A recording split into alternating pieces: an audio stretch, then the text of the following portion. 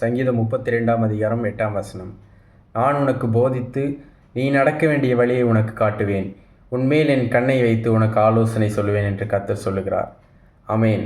நம்முடைய கர்த்தராகிய தேவன் ஆலோசனை கர்த்தராயிருக்கிறார். அவர் நம்மேல் அவருடைய கண்ணை வைத்து நமக்கு ஆலோசனை சொல்லுகிறாராம். அவருடைய பாதைகள் எல்லாம் ஆண்டவர் வழிநடத்துகிற தேவனாய் இருக்கிறார். ஒரு நாளும் நம்மை கைவிடுகிற தேவன் அல்ல. அவர் செய்ய நினைத்தது தடைபடாது. தேவரீர் சகலத்தையும் செய்ய வல்லவர், நீர் செய்ய நினைத்தது ஒரு நாளும் தடைபடாது என்று சொன்ன வார்த்தையின்படி உங்களுடைய வாழ்க்கையிலும் என்னுடைய வாழ்க்கையிலும் தேவன் தன்னுடைய ஆலோசனையை நிறைவேற்றுகிறதற்கு அவர் வல்லமையுள்ள தேவனாயிருக்கிறார். எதனால் என்றால் சங்கீதம் 32ஆம் அதிகாரம் அந்த காரியத்தை சங்கீதக்காரனாகிய தாவீது எழுதியிருக்கிறார். நான் என்னுடைய மீறுதல்களை அறிக்கையிடுவேன், என்னுடைய பாவத்தை நீர் மன்னித்திருக்கிற தேவனாயிருக்கிறேன். என்னுடைய பாவத்தை நான் மறைக்காமல் அவருக்கு நான் அறிக்கையிடும்போது ஆண்டவர் இரக்கமுள்ள தேவனாயிருக்கிறார். அதுதான் நீதிமொழிகளில் சொல்லப்பட்டிருக்கிறது.